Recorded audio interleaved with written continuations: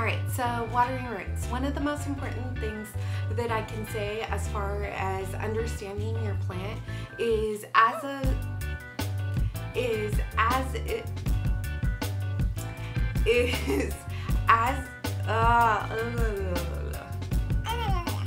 organic, sourced.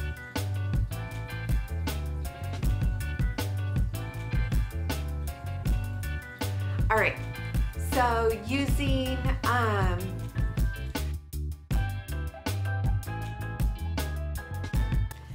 Hi there, my name is Marissa. Welcome back to Finnegan Fish House.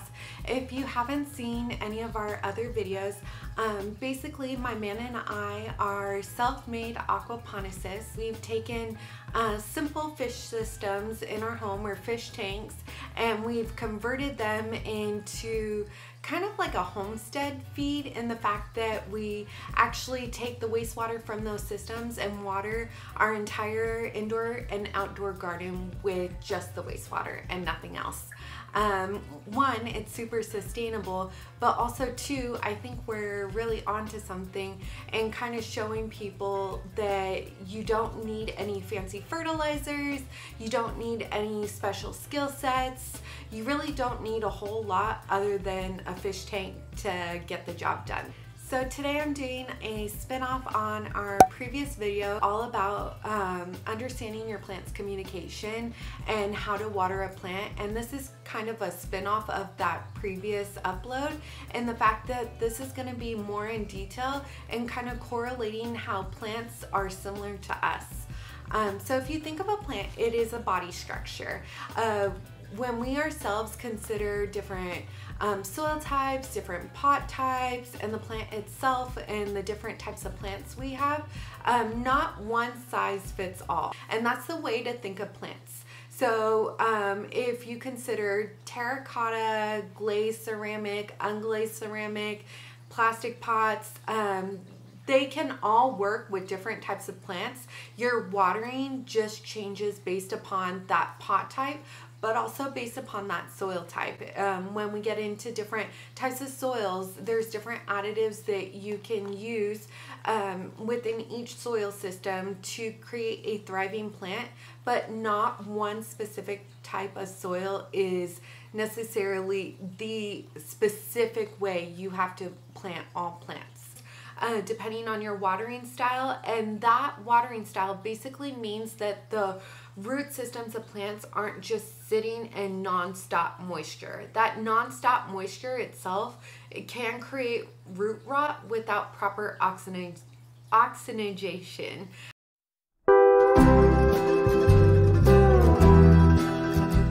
Oxygenation. And so if you think of an aquaponic system, there are such systems where plants just basically sit in water non-stop. It's called a deep water culture, or a raft system where the plants just sit on top of water and they're not in any kind of soil whatsoever. And the reason why those root systems don't suffer root rot is because they're being oxygenated with constant water flow. When you have a pot that's sitting in water, roots are more prone to root rot because there isn't always that constant oxygen flow, and that's what creates that deterioration of the root structure and overall death of the root system itself and plant itself if you don't take care of it properly. This is also why you want to make sure that if you have a propagation or a plant with an intact root system sitting in water like this one right here, that you always change out the water once a week to provide that oxygen that has been lost over time. All right, soil mixes. The more chunky a soil is, the more often that you need to water, or the more heavy-handed you need to be when you're watering. What I mean by chunky soil mixes is you have a base of soil. It's usually comprised of something like decaying matter like compost, or it could also be like coconut coir. That really is the moisture wicking, moisture retaining material in most soils. Then to expand on it, to make it more chunky, you could add something like perlite, also pumice, charcoal, orchid bark, hydroton. And what that does is basically creates more surface area for beneficial bacteria to help prevent root rot, but it also creates more aeration within the soil, but less water retention. So your soil is actually drying out that much faster. All right, so consider a plant to body. And what I mean by that is, if you think about people in the dead of winter, you have some people wearing crop tops and short shorts, while other people are dressed in sweatsuits with puffer jackets. Just because you have one person wearing one thing and another person wearing the complete opposite doesn't mean that one person is any more healthy than the other person. They're both thriving in their environments. So keep that in mind with plant systems as well, or plant bodies as well. Okay, so let's talk water quality and fertilizer. So this is just a personal opinion of mine, but using tap water from a municipal water district and Miracle Grow is similar to eating fast food and drinking soda all the time. Yes, you can survive. Yes, you can thrive, but it's not a sustainable option and it's not the healthiest option. Keeping that same analogy in mind, using filtered tap water and organic fertilizers purchased at big box stores or on Amazon are more healthy options for your plant.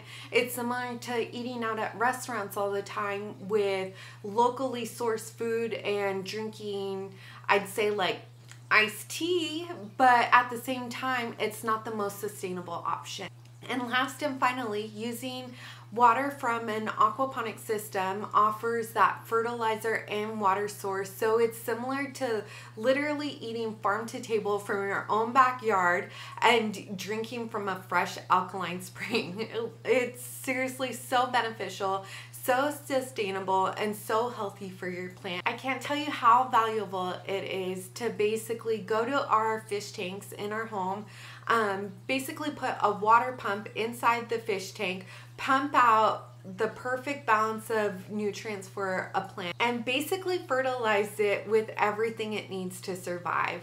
And that's why I compare it to being able to eat farm to table from your own backyard, because it is something that you're sourcing from within your own home. But also too, science shows that when you eat locally grown food, it's more nutritious and it's more delicious. And I can only imagine that it's the same for plants that are watered with fish tank water from an aquaponic system. Consider how you drink water and the water source that you prefer. Do you drink well water? Do you drink tap water straight off of the faucet from a municipal district? Do you drink distilled water, spring water? My personal favorite is alkaline water. I feel the best. I feel like my skin looks the best. So that's the way I look at it when I consider using water from our aquaponic system. Pot size is another thing to consider. The smaller the pot you have for your plant, the more you're gonna need to water. The larger the pot, the less often you need to water. All right, so different types of pots to consider are terracotta, glazed ceramic, unglazed ceramic, plastic. All of them are great options. I don't think it's a one size fits all, but I do believe that you need to factor in what type of pot to use based upon your watering style, the type of soil that you're using, as well as the type of plant.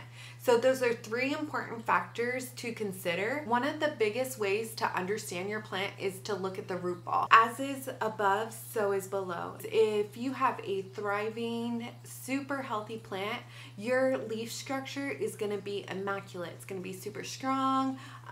It's gonna look super healthy, and the root system is gonna match the same structure that the leaf structure shows. Super healthy roots, super strong roots. The opposite to that is if you have a plant that's not doing so well, it has rotting leaves up on top, you're gonna see similar outcome below the surface level, in that the soil, or I'm sorry, in that the root system might have decaying roots and it won't look so good below the surface. Another thing is if you have a dry crispy plant, when it comes to the leaf structure, you may also see something very similar below the surface level, and that the roots are super dry. So consider that when you're forming a relationship with your plant. So another thing to consider in your home or outdoors when you're trying to figure out a watering method for your plants is to consider temperature.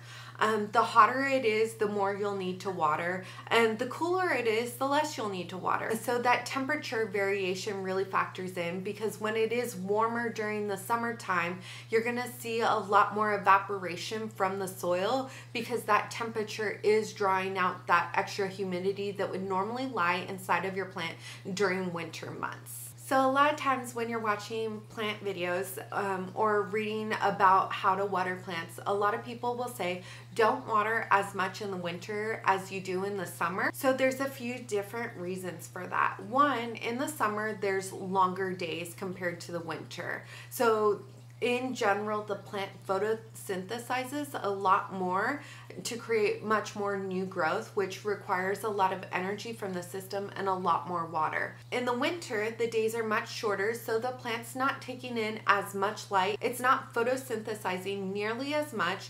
Plus, on top of that, it's not producing as much new growth, so it does need less water. Also, sometimes plants go through a dormancy period, which means that it's really not expending a lot of energy at all because it's in a period of rest. So if you look at my home here in California and then draw a horizontal line across the map and look at somewhere in Florida in a similar zone, you may think that we have the same watering styles, but we don't. So Florida is so much more humid than it is here in California. Even though we might be in similar zones, even though our latitude might be the same across the map, a person in Florida is going to water completely different than I do here in California. And that humidity is a big factor, because humidity or moisture being in the air creates less evaporation from the soil as compared to here where it's super dry, and that's also drawing out moisture from the soil because our humidity is sometimes 0%. Also, with a watering schedule, when you have plants indoors, using the heater or the air conditioner can factor the humidity in your home. Now, personally, I don't chase humidity, and what I mean by that is I don't use a humidifier in my home. But something that works to my advantage, because it is so dry here in Southern California, is that I do have several fish tanks, and having fish tanks in my home actually really helps with the humidity, because the hotter it is in my home or the more dry it is in my home, the fish tank is actually offering humidity because of evaporation from the tank itself. So the last and final factor that I'll recommend for you to consider when trying to figure out your personal watering style and works for you is light. So plants that sit directly in front of a window or are offered more bright light or more bright indirect light do need to be watered more frequently than a plant sitting in a darker spot in your home, sitting further away from a window, or sitting in an area of your home that receives little to no light at all. The reason for that is because when a plant is in direct light or is getting a bright light source more frequently throughout the day, it's provided more opportunity to photosynthesize, which requires more energy from the plant and more water. A plant that's sitting in a dimmer section of your home or in your garden doesn't require nearly as much water because it's not photosynthesizing nearly as much. As always, thank you for watching, and if you have a favorite water source or favorite potting mix, please feel free to comment down below so we can all learn from one another.